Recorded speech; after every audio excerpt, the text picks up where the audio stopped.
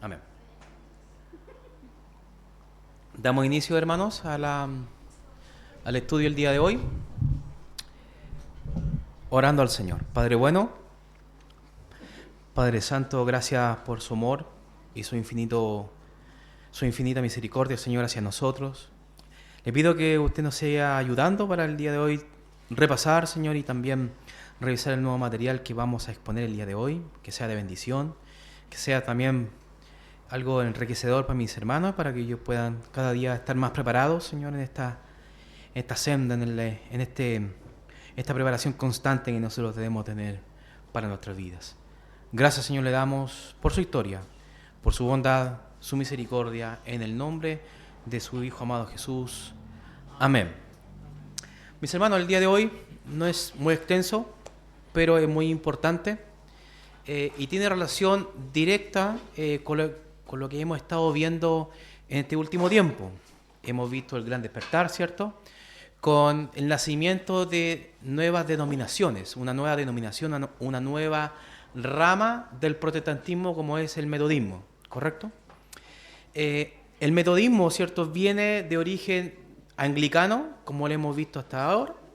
El movimiento metodista fue importante, ¿cierto?, y que inicialmente no nació con el propósito de ser una denominación, sino que fue simplemente un anglicanos predicando el evangelio afuera en las calles.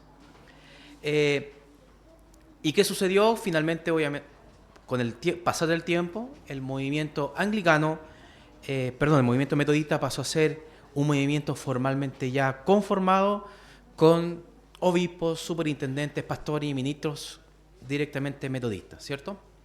Pero hay otro grupo protestante que debemos nosotros también revisar y que justamente lleva por nombre, como está en la presentación, que lleva por nombre el movimiento episcopal. Entonces, es algo tal vez extraño, no muy común para nosotros, ¿cierto?, pero es parte de la idiosincrasia americana, de hecho. La iglesia episcopal, hermanos, es una iglesia protestante. Se define como el metodismo norteamericano, el anglicanismo norteamericano. Tiene relación directa con las colonias de la Nueva Inglaterra, cuando en este caso Estados Unidos todavía no era puntualmente una nación como tal, sino que simplemente una colonia. Estamos situados incluso en la fecha antes de la declaración de independencia de los Estados Unidos. Se desarrolló en estas guerras, ¿cierto?, en las guerras de la Revolución Americana, y es conocida como una iglesia histórica y protestante, ¿correcto? Este hombre que vemos ahí, ¿cierto?, que muy distinguido, ¿cierto?, con estas vestimentas y sobre todo con este bigote tan peculiar del siglo XVIII, ¿cierto?, siglo XVII y siglo XVIII. Este hombre, con nombre Francis Drake, ¿cierto?, fue un famoso navegante, y él tuvo, en este caso, la responsabilidad de parte de Inglaterra de presidir el primer servicio de comunión en inglés en tierras americanas, en las tierras del Nuevo Mundo. Cuando hablamos del Nuevo Mundo estamos totalmente ya, podemos identificar qué quiere decir en los Estados Unidos o la Nueva Inglaterra. Entonces, muy importante tener en consideración que Nuevo Mundo es igual a la Nueva Inglaterra. Bueno, y este hombre, Francis, un gran y famoso, ¿cierto?, que hizo grandes expediciones en todo el mundo, y esta celebración, ¿cierto?, este servicio de comunión se celebró y fue muy significativa para la fecha, y señalando un poco la influencia que iba a tener la iglesia de Inglaterra, o la Inglaterra, ¿cierto?, en tierras americanas. Entonces, muy importante que este primer paso, este primer pie, ¿cierto?, que puso oficialmente la iglesia de Inglaterra en las nuevas tierras, en el Nuevo Mundo, ¿cierto? El barco tenía por nombre la Golden Hind, ¿cierto?, que es justamente que estamos viendo acá. Es una réplica, no la original, ¿cierto?, pero es más o menos de cómo eran los navíos en ese tiempo, ¿cierto? Aquí tengo que contar que aquí ya habían piratas, ya había tráfico, ¿cierto? Ya había un montón, ¿cierto?, de la circulación, ¿cierto? El transporte al continental era por barco, no existía el avión en ese entonces, o era a pie, como lo hacían los cruzados, o como lo hacían en este caso a caballo, como lo hacían los cruzados, o en este caso a través de los navíos. Y este hombre simplemente hizo una travesía, más o menos como lo estamos viendo en pantalla. Ahora, ¿por qué es tan importante esto, hermano? Porque la Iglesia británica comenzó justamente a tener influencia en las tierras americanas, pero no directamente. O sea, lo que sucedía es que la Iglesia anglicana norteamericana no tenía un obispo local. Entonces, al no tener una figura tal vez pública, una figura visible dentro de las colonias, sino que todo era supervisado, pero desde Inglaterra, o sea, era muy distante, muy desapegada de la realidad, ¿cierto?, norteamericana. Entonces hubo un poco de una independencia, en cierta manera, de parte del anglicanismo norteamericano. Y en cierta manera la Iglesia, en este caso, estableció ministros, estableció en este caso obispos, supervisores, ¿cierto? Para poder en este caso mantener la doctrina de Inglaterra en suelo americano. Pero, ¿qué sucedía? Que en este tiempo, recordemos, ¿cierto?, el auge de la decadencia moral y eclesiástica de ese entonces, del siglo XVIII, donde no había ministros que formar. No había gente comprometida, ¿cierto? No había una necesidad espiritual. Entonces, esto ocurrió en medio de la colonización americana y la expansión, ¿cierto?, del territorio inglés en las tierras americanas. Y está muy ligado a la realidad episcopal, a la realidad en este caso de la iglesia, que todavía no se llamaba así, sino que la iglesia Inglaterra americana, de Inglaterra en América o las colonias americanas. La supervisión no fue del todo correcta, no del todo buena, pero las colonias tenían como eran inglesas, venían de una cultura de iglesia, o sea, una cultura eclesiástica, donde las costumbres siempre estaban arraigadas siempre a lo que es la parroquia. Entonces, había un sistema que se llamaba la sacristía en las colonias, y consistía que las personas, ¿cierto?, no solamente el clero, sino que todas las personas podían, en este caso, tener la capacidad de participar en el mantenimiento de edificios, aseo, infraestructura y administrar los recursos de la parroquia. Y eso, justamente esta persona que está ahí se llama George Washington, que en este caso es el primer presidente, ¿cierto?, de los Estados Unidos, participaba en estas iglesias anglicanas, ¿cierto?, para poder simplemente ser parte de esta cultura muy arraigada, ¿cierto?, de Inglaterra, pero que en este caso George Washington fue una figura prominente, pero en realidad lo hacía por una costumbre y cultura, ¿cierto?, una tradición. Pero era muy común en ese entonces que las tradiciones estaban en contorno a la iglesia local.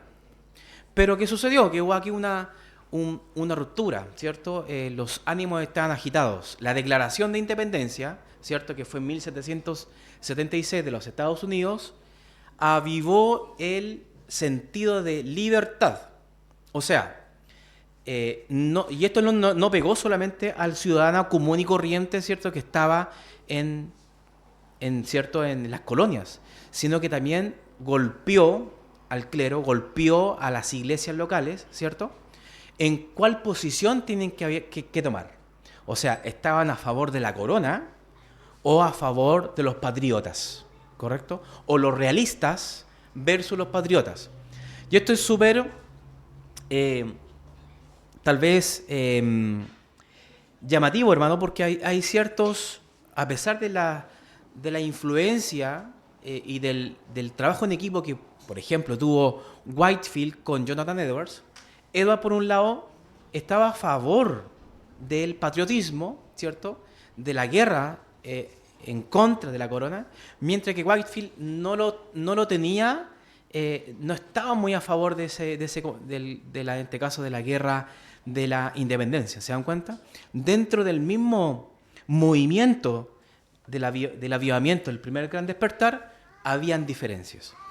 Pero, y la iglesia anglicana no estuvo tampoco apartado de o eximido, ¿cierto?, de este conflicto, porque el clero, justamente, que estaba participando en la iglesia anglicana norteamericana, había un compromiso de lealtad a la corona. Por lo tanto, ellos, muy difícil que se desapegaran, ¿cierto?, de la corona, pero los patriotas estaban presionando este espíritu de libertad, ¿cierto?, despojarse completamente de lo que significa en este caso, la condición de gobierno de parte de la corona, pero para el clero, ¿cierto?, para los anglicanos, esto es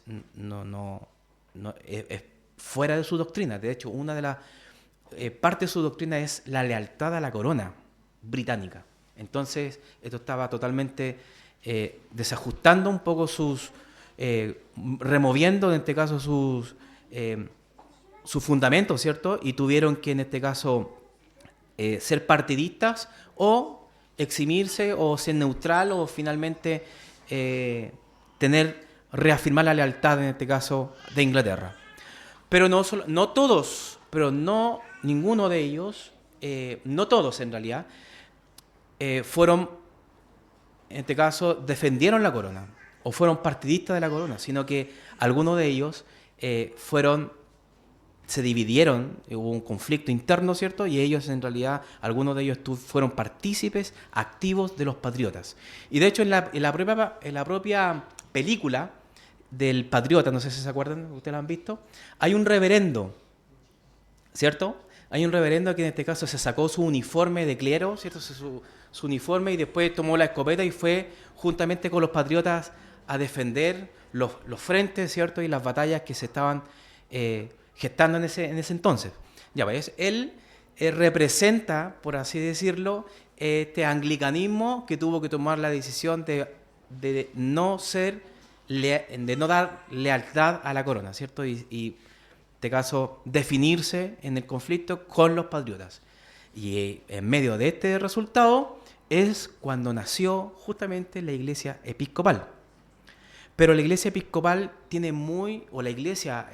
esta doctrina anglicana está muy arraigado con la formación, la formalidad de parte de Inglaterra. O sea, nunca ningún anglicano va a poder ser nombrado como ministro o nombrado en este caso como un obispado mientras no sea a base de la bendición de parte de Inglaterra, a base de la bendición del primer obispo de Inglaterra.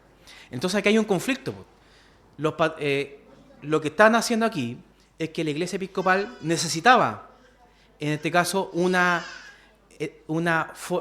formación, una bendición, por darle un nombre, ¿cierto?, a los ministros, ¿cierto? Y ahí es cuando sale este hombre que se llama Samuel Shrewsbury en 1784, que fue consagrado como el primer obispo anglicano en el extranjero, pero con una estrategia tal vez política religiosa, ¿cierto?, que no fue bendecido, no fue en este caso consagrado por Inglaterra, sino que fue consagrado por los escoceses.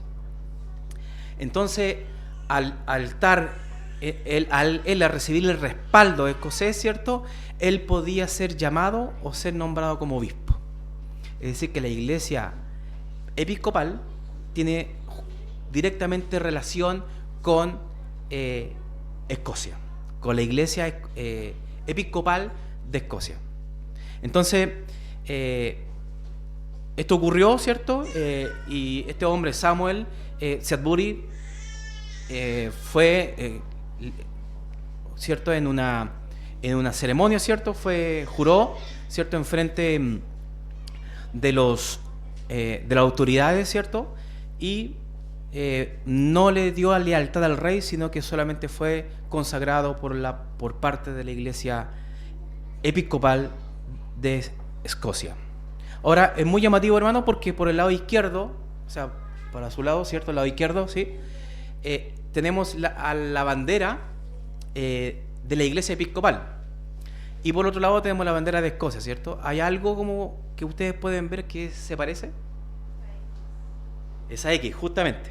La X, en este caso la Iglesia Episcopal, muestra a través de su insignia, a través de su bandera, la relación que tiene con Escocia. Porque la Iglesia Episcopal no le dio lealtad, en ese entonces todavía, la lealtad al rey, sino que fue directamente con la Iglesia Episcopal que lo consagró, ¿cierto? Y formalmente se pudo considerar como una iglesia para la doctrina anglicana, ¿cierto? Como una iglesia formal. Ahora, ¿qué sucedió? Que el libro de oración común, ¿se recuerdan de ese documento? Es muy propio del anglicanismo, pero también hay una versión, en este caso, que se formó en una convención general episcopal en 1786, de una versión del libro de oración común, pero con sabor a Norteamérica, ¿cierto? Con el sabor, en este caso, de los Estados Unidos. Y esto ahí, en realidad, muestra ciertas cosas que hubieron ajustes, como por ejemplo la revisión de plegarias, las influencias del servicio escocés. Escocia tiene ciertas doctrinas diferentes a la de Inglaterra, ¿cierto? En temas sobre todo sacramentales, sobre todo que tiene que ver con el bautismo y también la ceremonia en sí, ¿cierto? De la Cena del Señor. El de uso regional, porque el libro de oración podía también ser revisado por estados, y lo que más obviamente era necesario, la adaptación del texto al inglés, ¿correcto? Entonces ahí está una fotografía, ¿cierto? De este documento, de que fue, por así decirlo, que el libro de oración común fue como una especie de firma, como la formalidad del inicio de la Iglesia Episcopal Protestante en los Estados Unidos. En síntesis, hermano, es una versión americana de la Iglesia de Inglaterra. Nosotros hemos ya revisado, ¿cierto? En este caso las doctrinas del anglicanismo, ¿cierto? Entonces no hay mayor profundidad en revisarla. Pero obviamente que la Iglesia de Inglaterra no se iba a quedar ahí nomás. Pasó el tiempo, prácticamente, de hecho que fue al siguiente año, y la Iglesia de Inglaterra supo de lo que sucedió con los escoceses, entonces él también quiso involucrarse con la Iglesia Episcopal y finalmente también fue consagrado justamente Samuel Sudbury, ¿cierto? Y finalmente también fueron consagrados como obispos formales de la Iglesia de Inglaterra. Pero este movimiento, ¿cierto? Con los escoceses fue bien interesante, bien como llamativo, ¿cierto? Porque en estricto rigor, sí, desde ese momento fueron consagrados como iglesia. Entonces fue bien interesante ese movimiento político, podríamos decirlo, para ser considerado como una iglesia formal. La relación con el metodismo, en un principio estamos nosotros hablando todavía en el desarrollo del Gran Despertar. En un principio los metodistas fueron recibidos por los episcopales, ¿cierto? Que en ese entonces todavía no eran nombrados como episcopales como tal, porque eran los anglicanos, ¿cierto? Y recordemos que John Wesley, ¿cierto? Whitefield y Charles eran anglicanos, eran ministros anglicanos. Entonces ellos fueron recibidos por estas parroquias, ¿cierto? Pero después cuando ya se desarrollaron como episcopales, hubieron roces entre estas dos denominaciones, ¿cierto? Sabemos que por el lado metodista, ya lo revisamos la semana pasada, el metodismo tiene ciertas doctrinas ya definidas, ¿correcto? Tiene doctrinas ya definidas con los 25 artículos de John Wesley, que lo revisamos también, se rigen con los 39 artículos también de la fe anglicana, pero sobre todo con la organización, sobre todo con el tema del gobierno. Entonces ellos finalmente se distanciaron, trabajaron un momento en equipo con los episcopales, los metodistas y episcopales, pero después tuvieron que cada uno tomar su camino, ¿cierto? Por las diferencias tanto de liturgia, doctrinales, etcétera, y tuvieron que tomar en este caso su propio camino, cada uno de ellos. Algo interesante, hermanos, interesante en esto, ¿está fuerte la pantalla? Algo interesante de esto, hermanos, de que la iglesia episcopal protestante es una iglesia totalmente de raíces americanas, o sea, la iglesia episcopal tiene, en este caso, una relación directa con la revolución, directa con la idiosincrasia americana. Entonces, así mismo como nació la iglesia episcopal, nació la nación como de Estados Unidos. ¿Se dan cuenta? Entonces, en medio de esto, después pasaron los años, y se recuerdan qué sucedió con Estados Unidos más adelante cuando estuvo gobernando Abraham Lincoln. Se dividió en este caso Estados Unidos con el norte y con el sur. Fue un conflicto bien difícil, y también la iglesia episcopal se dividió con la iglesia episcopal del norte y la iglesia episcopal del sur. Pero después, cuando se unieron nuevamente, después de que la nación volvió a ser nuevamente una, nació otra rama del movimiento episcopal que se llama la iglesia episcopal reformada. Y aquí es cuando ya hay como un puntapié inicial en estas fechas, en este siglo XIX, donde el movimiento episcopal, el anglicanismo como tal, ya estaba siendo cuestionado, ¿cierto?, como autoridad. Estaba siendo, en este caso, el anglicanismo ya no tenía, ya no se veía con buenos ojos la lealtad al rey, ¿correcto? Y el gobierno que tenía el rey sobre la iglesia. Entonces empezaron a iniciar todas estas ramas del anglicanismo que se llama la iglesia libre, donde oficialmente eran anglicanos, pero sin la lealtad, en este caso, formalmente al rey. Pasó el tiempo justamente con esta iglesia episcopal reformada, por eso lo estoy mencionando, que luego pasaron los años, y recién en el siglo ya XX, formalmente el rey consideró que esas iglesias anglicanas libres, evangélicas libres, son reconocidas como iglesias verdaderamente anglicanas. Esto fue posteriormente a lo largo de los años.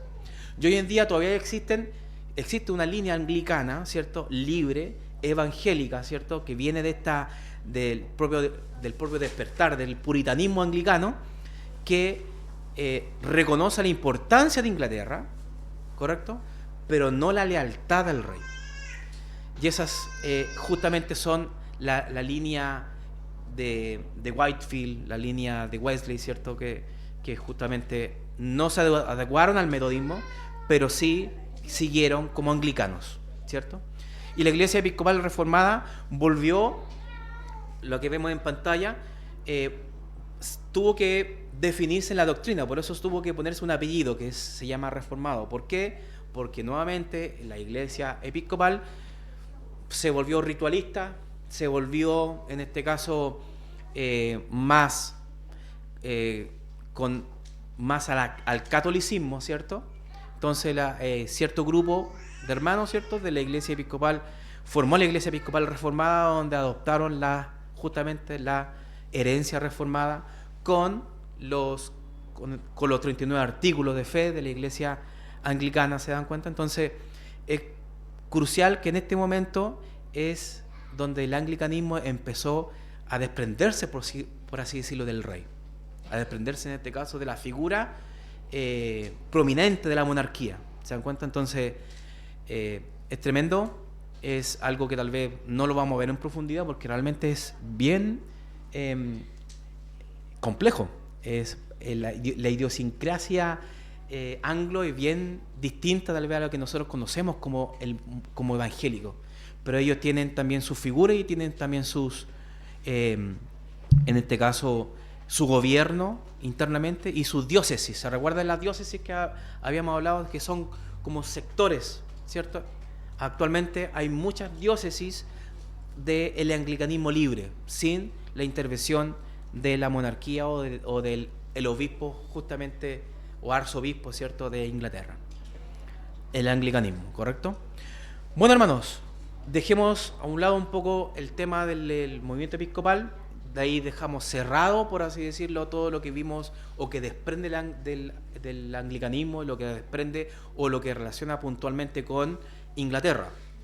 No vamos a dejar Inglaterra, pero ya se está un poco, se recuerdan el árbol de la Reforma donde habían varias ramitas, ¿cierto? Que habíamos visto. Ya, ahora vamos a resumirlo más acotado, porque el metodismo, y vamos a tener que dar un apellido, el wesleyano, ¿cierto?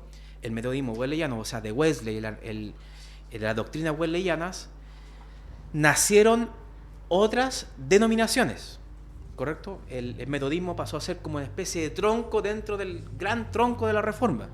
El metodismo, ¿cierto? Nacieron los salvacionistas, que en este caso, alguna vez, tal vez así no lo conocen, pero es el Ejército de Salvación.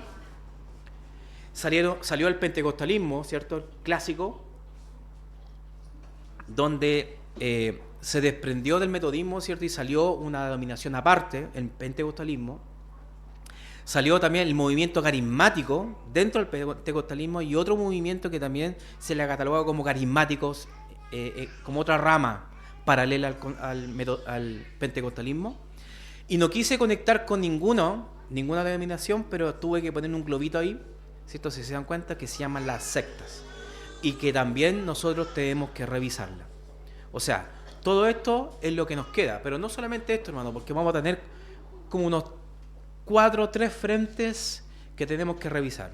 Obviamente que tenemos que tener esta línea cronológica, la conexión, cómo nació el pentecostalismo, cómo nació el movimiento carismático, las sectas que en este siglo, en el siglo XVIII, XIX y XX, cuáles las que se formaron, ¿cierto? Lo vamos a tener que revisar. Dentro de esto, también vamos a tener que revisar los siguientes avivamientos que se registraron en la historia del cristianismo. Tenemos el primer gran despertar, ¿se recuerdan? Que en este caso es Wesley, el movimiento metodista, ¿cierto? Whitefield, etc.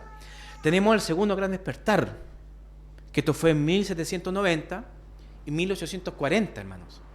Y esto es muy relevante porque aquí se torna distinto desde aquí a este punto en adelante el gran despertar. Los avivamientos toman otros tintes, otras manifestaciones que tal vez no habíamos visto antes. ¿Se dan cuenta? El segundo gran despertar, ahí está Charles Finney, ¿cierto? Como un protagonista preeminente dentro del segundo gran despertar. Tenemos, ¿cierto? Siguiendo, avanzando en este caso en la línea cronológica, tenemos el avivamiento de Escocia, que fue en 1843. Después tenemos el tercer gran despertar, que ahí está relacionado, ¿cierto? Donde tenemos a Müller y donde tenemos también a Spurgeon, participantes del tercer gran despertar. Tenemos en 1906 el movimiento pentecostal, que también es considerado, ¿cierto? Históricamente como un avivamiento. Y ya para el siglo ya XX, ¿cierto? En el año ya, a partir del año 1970, se conoce como el último avivamiento, ¿cierto? En este caso, un movimiento que se llamó Jesus People, ¿cierto? Ahora, lo que tenemos que tener en cuenta es de que históricamente, documentalmente, se consideran avivamientos. Ahora, nosotros vamos a tener que revisar si realmente fueron avivamientos o no, o qué tan bíblicos son, ¿cierto? Y qué prácticas podemos nosotros colar.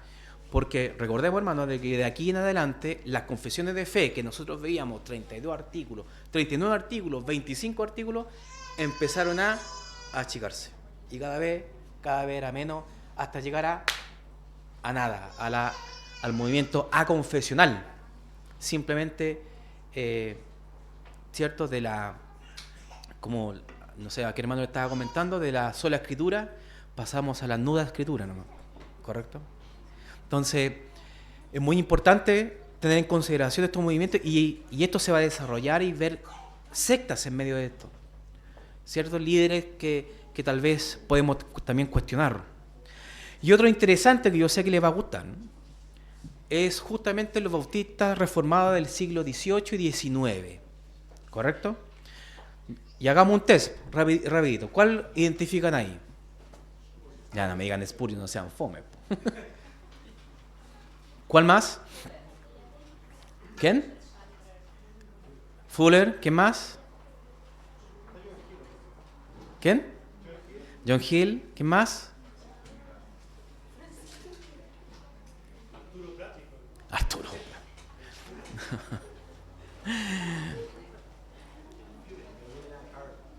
William Carey. ¿Quién fue? Bien, Nachito, bien. Visionero. Ahora, ¿por qué le estoy mostrando esto, hermano? Porque también en el movimiento bautista reformado hubieron cambios y también hubo una historia totalmente importante que nosotros tenemos que ver posterior al avivamiento. Si bien se desarrolló, en este caso, un tercer despertar en medio de esta fecha, ¿cierto? Donde participó justamente Spurgeon, pero tenemos que considerar de que hubo un antes y un después en el movimiento. En este movimiento justamente inicia el posavivamiento, incluso durante el movimiento justamente con John Hill, y posteriormente termina, y luego que vamos a revisar qué pasó con Spurgeon. Aquí justamente, si se dan cuenta, en la parte de abajo aparece como una fotografía con muchas personas, ¿cierto? También es crucial, porque esto fue, y tenemos que revisar qué sucedió con la Unión Bautista de Inglaterra. ¿Se da cuenta? Y finalmente todo esto determinó el declive o la degradación del movimiento. Así que esto también es un frente que tenemos que revisar y que tenemos que, juntamente con todo lo demás que estamos presentando, tenemos que abordarlo. Y posteriormente y finalmente vamos a terminar con este punto que se llama el protestantismo en Chile, que es algo también que tenemos que revisar, que ya sería a finales de revisar todo lo demás. Tenemos que revisar este punto sobre el protestantismo aquí nacional, ¿cierto? No en Venezuela, acá en Chile, ¿cierto? Y sobre todo la inserción de las diferentes denominaciones, cómo llegaron los protestantes aquí en Chile, ¿cierto? La evangelización y las misiones, ¿cierto? Con varios hermanos en la fe que estuvieron predicando verdaderamente el evangelio, ¿cierto? Y de todas las denominaciones, tanto metodistas, bautistas, anglicanos, presbiterianos. Entonces, hay bastantes cosas que tenemos que ver. Si no sabían, y algo tal vez, una idiosincrasia muy chilena, que tal vez algunos no lo conocen, pero esa bandera que ustedes ven ahí, abajo de la chilena, como corresponde, ¿cierto, mi hermano? Como corresponde, esto es, estamos mostrando la bandera protestante, o la bandera evangélica que es chilena. Si bien yo no la tengo colgada para el 18 de septiembre, ¿cierto? Pero sí tenemos que considerarla como una representación pública del movimiento evangélico, ¿cierto? Entonces, de hecho, cuando usted vea algo así, es porque es justamente un protestante, un evangélico que la puso, ¿cierto? Y de hecho hay muchas iglesias que la ponen afuera justamente de sus templos. Pero es un dato, ¿cierto? No vamos a tener una bandera aquí, hermano, ¿cierto? Olvídese de eso, pero sí la podemos considerar como válida y nacional, ¿cierto? ¿Ah? Acá atrás, ¿cierto? Bueno, la historia política, el contexto social, hermano, también vamos a revisar ¿cierto? Sobre todo la guerra civil chilena y qué contribución hizo el protestantismo justamente en la guerra civil, o cuál fue la posición, ¿cierto? El aporte a la sociedad chilena, un aporte crucial, ¿cierto? Y por si no lo sabía, aquí también en Chile hubieron concilios y declaraciones públicas de fe, ¿cierto? Donde participantes activos, ¿cierto?, tuvieron que reunirse para definir o tener una posición evangélica de ciertos puntos aquí en el país. Y eso es súper importante porque generalmente lo único que vemos en relación, ¿cierto?, al protestantismo, al movimiento evangélico aquí en Chile, en el Te Deum, que lo dan cada cierto tiempo, ¿cierto? Donde hay una exposición, una iglesia, etc. Pero lo importante es saber el contexto también nacional. ¿Qué ocurrió con los reformados? Podemos preguntarnos, ¿cierto? ¿Qué ocurrió con el movimiento reformado aquí en Chile y en el protestantismo en general, ¿cierto? Y qué ocurrió hasta el día de hoy, y así sacamos un diagnóstico del por qué estamos como estamos. ¿Se dan cuenta? Entonces, retrocediendo, tenemos hartas cosas que ver. De aquí tenemos como para 5 años, pastor. ¿Estaríamos bien? Y vamos a hacer un examen final después, ¿ya? Así que para que... Mira, los que me conocen, se les dolió. ¿Saben qué? Va a ser un examen final, hermano. Así que a ver todos los videos. Son 79 videos incluyendo con lo que el pastor hizo en la iglesia, desde la iglesia primitiva, del libro de los Hechos en adelante. Así que examen final. Tome nota, porque las cosas, lo que se está viendo es difícil, pero muy, muy importante. Importante para poder tenerlo como antecedente en nuestras vidas. Amén, mis hermanos. Dudas, consultas, preguntas, y sobre todo lo que vamos a ver también más adelante.